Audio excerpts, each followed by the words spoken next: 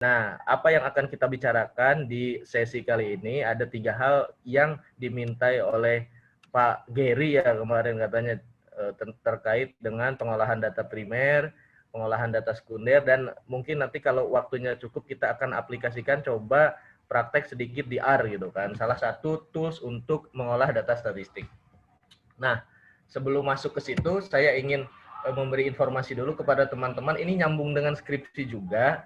Dalam proses statistik itu, proses bisnis statistik, ada yang namanya GSBPM, teman-teman, yaitu Generic Statistical Business Process Model atau proses bisnis statistik yang terdiri dari 8 tahapan. Ini dimulai dari specify need atau identifikasi kebutuhan, design, build, collect atau pengumpulan data, proses atau pengolahan data, analisis, terus diseminasi, penyampaian hasil analisis, dan juga evaluasi. Ini sejalan sebetulnya dengan kerangka yang dibangun untuk membuat skripsi seperti itu. Jadi proses statistik itu di dalamnya sama halnya dengan pembuatan atau penyusunan skripsi, sejalan.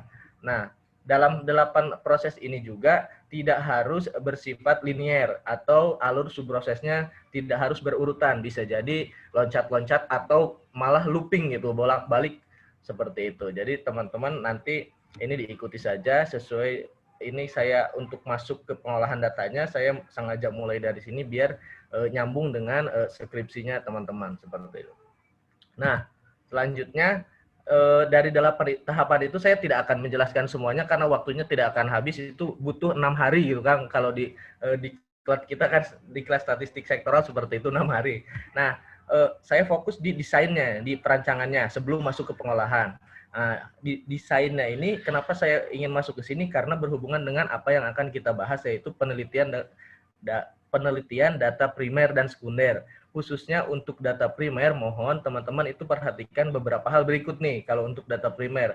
Karena data primer kan kita harus merancang kuesioner dari awal, deskripsi variabel dari awal, dan sebagainya. Nah, beberapa hal yang perlu diperhatikan. Yang pertama, sebelum mendesain itu namanya proses statistik, itu harus merancang dulu outputnya.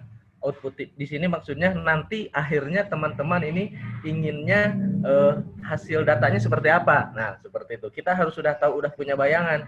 Jangan sampai ketika membuat kuesioner atau ingin mencari data primer, kita tidak punya bayangan hasil akhirnya seperti apa. Nah, terus selain itu juga harus punya deskripsi tentang variabelnya.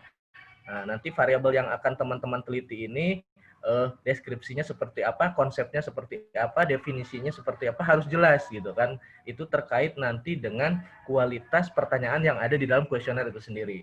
Selain itu juga merancang pengumpulan datanya, apakah wawancara ataukah mungkin sekarang karena pandemi ini melalui online atau seperti apa. Itu harus di awal itu harus didesain betul-betul seperti yang disampaikan dengan Mas Anto tadi ya, sejalan dengan yang disampaikan Mas Anto. Nah, samplingnya juga seperti apa, karena sampling itu ada 2. Kalau teman-teman yang sudah belajar, sampling secara umum ada 2, non probability dan probability. Ketika teman-teman memilih yang non probability atau ibaratnya sampelnya asal comot, berarti teman-teman nanti ke depannya tidak akan bisa mengeneralisasi hasil analisis teman-teman. Jadi misalkan teman-teman, saya ingin meneliti tentang tingkat kepuasan konsumen suatu produk. Nah, teman-teman memilih respondennya itu sesuai dengan yang datang saja untuk membeli produk. Nah, otomatis itu tidak akan bisa digeneralisasi secara keseluruhan, hanya untuk sampel yang sudah dipilih aja seperti itu. Itu untuk non probability. Nanti teman-teman bisa cari referensinya lebih banyak, atau nanti pas ketika kita bimbingan bisa lebih tanya-tanya lagi lebih mendetail. Nah, selain itu juga teman-teman harus merancang pengolahan dan analisisnya. Nanti mengolahnya akan menggunakan tools apa, analisisnya menggunakan apa, itu sudah harus tahu di awal. Seperti itu kira-kira. Nah, selanjutnya dalam membuat kuesioner, ini kan terkait data primer, itu sudah pasti teman-teman akan membuat kuesioner gitu kan, entah itu dalam bentuk paper atau paperless atau online seperti itu. Nah, harus ditetapkan tujuan dari awal, bagaimana wawancara akan dilangsungkan, mempertimbangkan pengetahuan dan kepentingan responden. Jangan sampai responden yang kita pilih justru tidak sesuai dengan apa yang menjadi tujuan dan sasaran survei teman-teman. Ibarat misalkan begini, teman-teman ingin meneliti tentang ibu hamil, ternyata yang teman-teman tanya itu bukan ibu hamil, dia masih perawan, kan itu tidak akan sesuai dengan apa tujuan survei kita. Seperti itu hal-hal kecil yang mungkin teman-teman harus perhatikan. Ini kalau saya kecepatan ngomongnya, teman-teman disela aja Pak, jangan terlalu cepat gitu kan, seperti itu. Oke, selanjutnya selain itu juga nih hal-hal yang perlu diperhatikan dalam membuat kuesioner, khususnya untuk data primer ya, karena kalau sekunder kan tidak perlu kuesioner, gitu, seperti itu. Nah, tujuannya harus ditetapkan dari awal. Indikator yang akan kita dapatkan dari kuesioner itu apa. Nah, untuk merepresentasikan indikatornya itu, teman-teman nanti buat dulu tuh rancangan analisisnya, rancangan tabel dummy-nya. Jadi kira-kira tabel yang akan nanti didapatkan dari hasil kuesioner teman-teman itu akan berbentuk seperti apa? Apakah misalkan ke bawahnya ini responden, ke kirinya persepsi atau dan lain-lain, itu harus sudah ada di awal. Nanti akan terkait dengan perancangan variabelnya. Nah, seperti itu. Dan jangan lupakan juga setiap kuesioner itu harus punya acuan waktunya. Misalkan dalam rentan waktu 1 bulan, atau misalkan penelitiannya dalam waktu 1 minggu atau 1 hari, itu harus sudah ditetapkan di awal. Nanti terkait juga dengan analisisnya, seperti itu. Nah, jangan lupa juga satu hal yang teman-teman biasa lupakan, itu pengelompokan pertanyaan. Jadi dikelompokkan, misalkan terkait dengan identitas responden harus dikelompokkan dalam satu blok, misalkan terkait nanti dengan pengetahuan satu blok, terkait dengan persepsi satu blok. Jangan mencar-mencar, karena itu akan menyulitkan dari teman-teman itu sendiri ataupun dari responden yang nanti akan diwawancarai oleh teman-teman, seperti itu. Itu hal-hal kecil yang mungkin kadang terlupa. Selain itu juga banyak hal lain yang bisa teman-teman cari referensinya. Nah, setelah itu ini berkaitan dengan Mbak Ade tadi ya yang ditanyakan, uji coba instrumen juga tuh.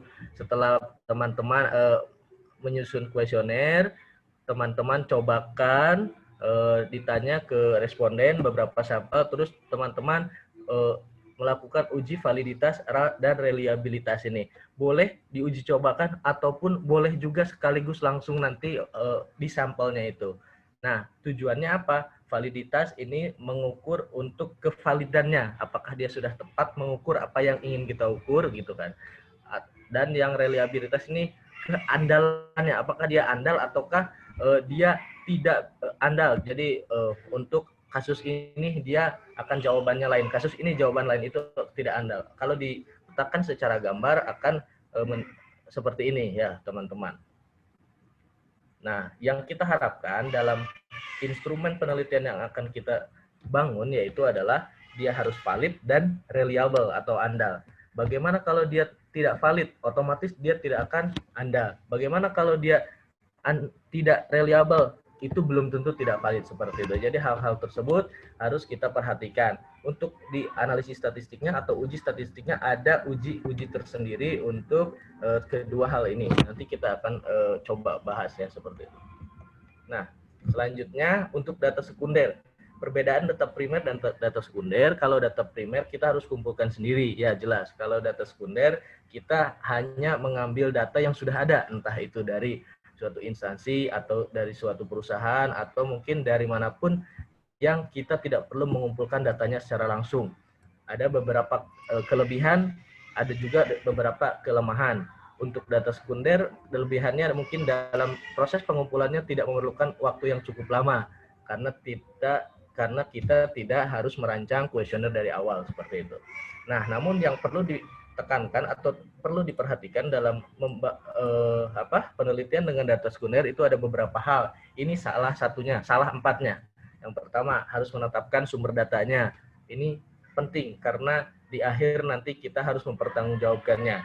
Terus mengumpulkan data yang sudah tersedia, menormalisasikan data jika diperlukan dan dimungkinkan, karena sumber datanya ini sumbernya dan juga skala datanya berbeda-beda, otomatis kita harus menstandarkannya dan selanjutnya menganalisis data, seperti itu. Nah, kriteria dari data sekunder ini banyak ya. Ini salah satu Contohnya, dari hal spesifikasi atau metodologinya, biasanya di metode pengumpulan data, kita harus pastikan metode pengumpulan datanya seperti apa data sekunder ini. Kita jangan asal comot data sekunder, tapi kita tidak tahu metodenya. Tingkat tanggapan, teknik sampelnya, rancangan kuesionernya seperti apa, kerja lapangannya, analisisnya seperti apa. Jadi, jangan mentang-mentang kita mengambil data sekunder, tapi kita abaikan hal-hal yang harusnya kita juga tahu gitu kan, seperti kuesioner dan juga samplingnya kita harus tahu, karena nanti seharusnya itu deskripsi teman-teman itu dijelaskan juga seperti itu. Nah, selanjutnya ini banyak nanti kita bahas satu persatu, pemutakhiran, jeda waktunya, tujuannya, sifatnya, definisi variabel. Nah, itu juga harus teman-teman semua pastikan, jangan sampai ambil data sekunder seperti itu tapi tidak tahu isinya seperti apa. Nah, seperti itu. Nah, gimana Pak? Boleh nggak kalau kita menggabungkan antara primer dan sekunder? Boleh, sangat boleh. Data sekunder kita sebagai, misalkan ketika kita maunya data sekunder, tetapi ketika kita cari data sekunder, banyak data atau ada beberapa hal yang mungkin tidak bisa dilengkapi. Kita sisanya ambil secara primer, boleh seperti itu atau sebaliknya. Oke. Selanjutnya, nah, kita masuk ke jenis data. Jenis data tadi kalau primer dan sekunder itu menurut cara perolehannya, bisa primer bisa sekunder. Selain itu data juga dapat dikelompokkan menjadi dua melalui sifatnya, yaitu kualitatif dan kuantitatif, seperti yang tadi sudah sering dibahas ya sama Mas Anto, seperti itu. Di mana kalau kuantitatif itu berbentuk numerik, kalau kualitatif itu bisa dinumerikan tapi tidak bisa dijumlahkan lah, intinya seperti itu. Nah, selanjutnya pengumpulan waktu pengumpulannya itu bisa cross section atau dalam satu waktu tertentu, atau juga bisa secara time series dalam runtun waktu atau waktu yang beberapa waktu tertentu seperti itu. Nah, skala pengukuran data ini setidaknya ada 4. Yang pertama nominal, ini kalau yang jurusan statistik pasti sudah hafal dengan barang ini lah ya, ataupun yang bukan statistik juga pasti hafal lah. Skala pengukuran ada nominal, ordinal, interval, rasio.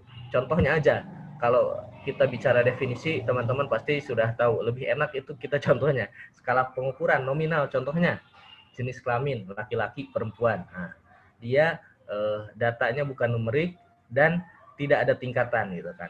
Terus ada lagi ordinal, seperti apa? Nah, ini.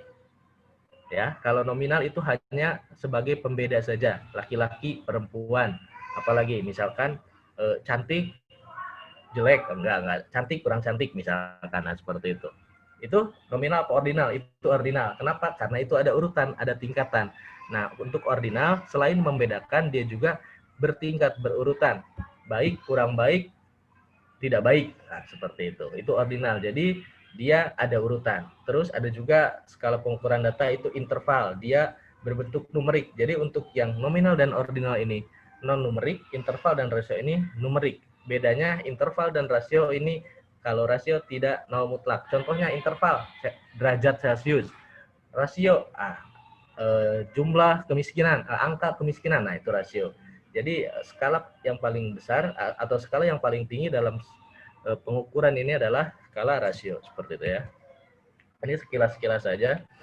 Nah, dalam uji statistik ini langkah-langkahnya seperti ini. Kita tetapkan tujuan penelitian, nanti kita juga tetapkan apakah nanti akan dianalisis secara deskriptif ataupun inferensia. Nah, ketika secara inferensia, nanti kita lihat apakah datanya itu berbentuk nominal ordinal atau interval rasio. Ketika nominal ordinal, nanti statistik yang digunakan adalah non parametrik gitu kan.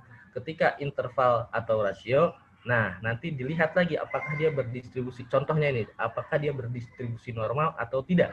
Ketika distribusinya di tidak normal, contohnya kita pakai parametrik. Jadi ada dua tuh statistik, parametrik dan non parametrik. Ini tadi sejalan dengan yang ditanyakan siapa di chat gitu kan, Pak gimana kalau datanya tidak normal, apakah kita harus mencari data? Ada beberapa ketika data tidak normal, asumsi tidak terpenuhi, banyak hal yang bisa dilakukan. Salah satunya mengubah yang tadinya statistiknya parametrik kita menjadi non parametrik, itu salah satunya. Selain ada hal-hal lain seperti transformasi bisa, atau bisa membuang data yang outlier seperti itu, bisa juga seperti itu. Namun salah satunya adalah kita mengubah menjadi statistik non parametrik. Nah, selanjutnya seperti ini. Ini hampir sama dengan langkah-langkah uji statistik yang tadi. Cuma di sini saya mau tekankan bahwa ketika misalkan ini kita lihat di yang ini ya, variabelnya numerik.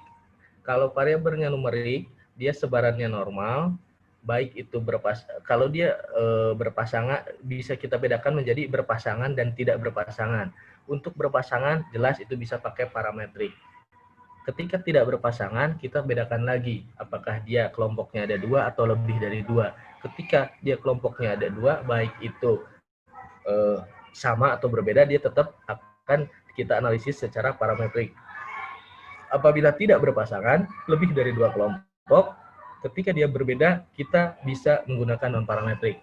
Begitupun untuk data kategorik seperti itu. Jadi jangan takut ketika data kita tidak normal. Jangan takut ketika data kita tidak sesuai harapan. Itu akan ada analisisnya tersendiri gitu kan, meskipun ada beberapa hal yang perlu diperhatikan lain-lainnya lagi gitu kan. Ah Pak, jadi susah dong analisisnya gitu kan dan sebagainya. Ah mendingan kita cari data yang lain Pak, biar normal, biar gampang. Itu nanti kembali lagi sesuai dengan tujuan teman-teman di penelitiannya seperti itu. Nah ini jenis-jenis contoh ujinya saja. Kita tidak bahas terlalu dalam, nanti saja ketika misalkan ada bimbingan teman-teman, kalau yang ini ya masuk nanti ke pejuang skripsi ini minta bimbingan seperti itu, boleh kita akan lebih dalam lagi kupas. Misalkan Pak, data saya seperti ini nominal, data saya seperti ini ordinal, saya tujuan penelitiannya ini, kita bagusnya menggunakan analisis apa, nanti kita akan kupas karena tidak akan cukup waktu kalau kita kupas di sini seperti itu ya. Jadi ini hanya contoh saja, misalkan teman-teman datanya ini nominal atau ordinal, 2 kelompok berpasangan, kita nanti misalkan contoh pakai uji Mcnemar dan sebagainya. Ini hanya sebagai referensi aja, nanti banyak referensi yang bisa digunakan. Oke, selanjutnya, nah masih nyambung ke yang tadi, kita masih ngomongin tentang uji statistik, parametrik dan non parametrik. Baik itu parametrik maupun non parametrik bisa kita kategorikan menjadi kita ingin mencari tentang korelasinya atau tentang komparatifnya. Ketika perbandingan, komparatif ini perbandingan. Ketika kita ingin mencari korelasinya untuk parametrik, bisa kita menggunakan salah satunya analisis regresi atau analisis produk momen atau yang lainnya. Seperti itu. Regresi pun ini sudah banyak cabangnya gitu kan, sudah cabang kiri kanan. Nah, kalau untuk skripsi mungkin masih regresi yang biasa-biasa saja, tidak masalah seperti itu. Namun nanti kalau kita teman-teman ingin melanjutkan ke S2-nya, ini sudah harus mulai ke arah yang cabang-cabangnya itu. Misalkan ketika regresinya itu tidak normal datanya, asumsinya tidak terpenuhi, tidak normal, pakai apa? Oh, pakai regresi non parametrik misalkan. Atau misalkan tidak, dari asumsinya ini ada yang terlanggar, misalkan autokorelasinya terlanggar, oh nanti kita pakai misalkan time series atau GWR atau dan lain-lain. Nanti kita akan lebih bicara ke hal tersebut. Selanjutnya juga ketika non parametrik pun ada uji-uji statistik yang bisa kita gunakan. Sama dibedakan menjadi apakah itu merupakan uji korelasi ataupun komparatif seperti ini. Ini